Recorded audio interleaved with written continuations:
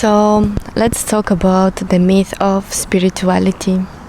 If you start to accept that all this thing is a spiritual experience, we are all spiritual beings, then we start to take out the labels from the spiritual people.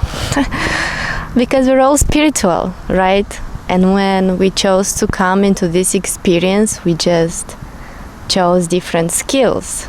Someone found it interesting to get to know themselves through an experience of an office rat. Someone wanted to be more woo-woo and found it interesting to try to connect on a more physical level with nature and planets. When we are whole out of this planet Earth experience, then we are all light beings. But when we are here, we chose different experiences because we are different. I don't know if my thought is going where I want it to be going, but being spiritual, being enlightened, it doesn't mean that you're unbothered. Now let's make it more physical and intersect this with psychology. So if you study psychology, if you learn it, you understand that in a family we have different roles. And actually sometimes a kid can have the role of the parent. Now, if we transmute it on a bigger level, on a global level, we also have different roles. Someone chose to be an activist. Someone chose to be a guide. Someone chose to be a musician. Someone chose to be a politician. Because this whole organism of planet Earth is big and it needs care and support. So we as humans came to take on different roles to support this system, this ecosystem, and also to discover ourselves. We think just logically. Just logical for a little bit. If we chose different experiences as souls, that means we are all different. Even confirmation. Even enlightened, we are all different. We have different characters. We all know about the gods' mythology and stuff. If you don't know, you should learn about it. Well, if it's interesting for you, right? And we have gods warriors. We have gods of beauty. We have gods of, I don't know, different gods, right? Maybe I also should study this a bit more. But anyways, what I want to say is being enlightened doesn't mean that you don't care about and you are unbothered about stuff. If you are unbothered about something, it simply means that you chose to be bothered about some other stuff, right? Because I am I'm a Christian. I'm just out of kind of religion. So my whole life I had Jesus as a supermodel. How do you call this person? like as a guide, right? And do you think Jesus would have become so popular, and after thousands of years people fight for him, which is crazy? But if he would have been unbothered about anything, do you think he would have become so popular till nowadays? Now, if you really study Bible, which I did many times, you see that Jesus was also very political. Jesus never missed an opportunity to let the fake teachers know that what they do is wrong. He was a fighter. So this lover versus fighter separation is very human. It's a spiritual bypassing thing. I don't know. Because if you truly love something, you're ready to fight for it, right? Now, if you study a bit more than the Bible, then you understand that a lot. I just saw an animal. Where are you? Oh. It's here. I cannot zoom it even more. So, talking about Jesus. I stepped into a stinging plant, Urzica. But I was talking about Jesus. So Jesus, if you follow him, he's not neutral. He's not doing spiritual bypassing bullshit. He's very, very sharp with his tongue. Because he cares about humanity. And if you really care about something, you don't miss an opportunity to talk about it. So what is important to understand, there is no wrong or right spiritual path, because this is all spiritual. And when you accept and understand that this is all spiritual, you don't label people of less spiritual or more spiritual based on how unbothered they are. Like, I would say, if you chose to be into this experience and you don't fucking care about humans and politics and about the planet, like, are you okay? And yeah, I accept that some people came here to be only guides, right?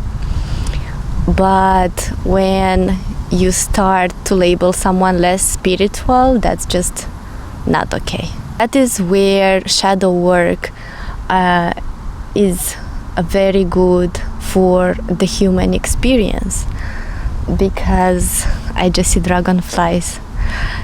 Because shadow work teaches you about yourself and teaches you understand what you really care about. You understand how different are you from other souls, from other humans.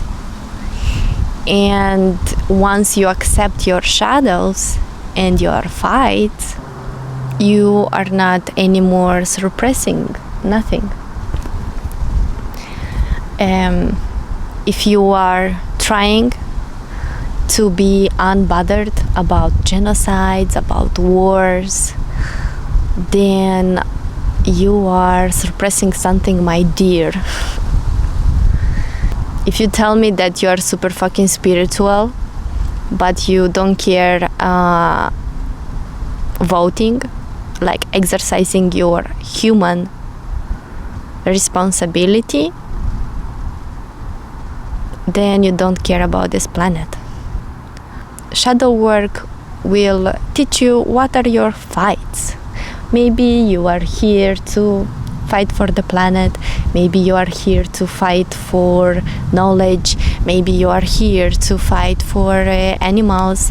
You are here to fight for with authorities.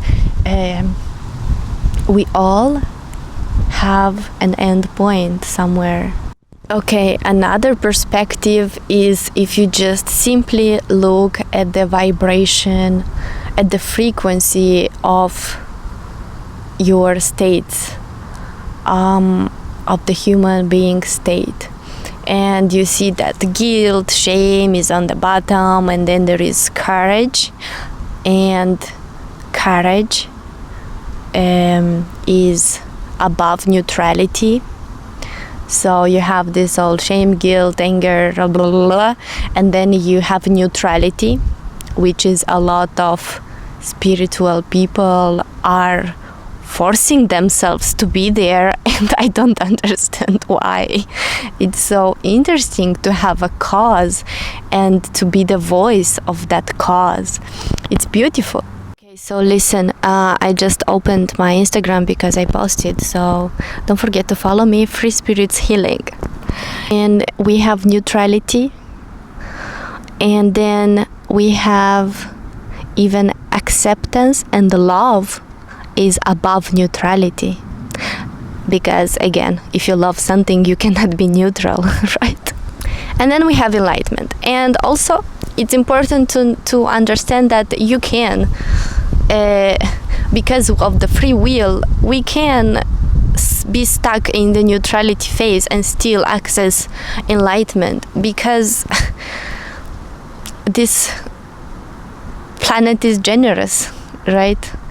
And that's human experience. You have free will to access whatever frequency you want.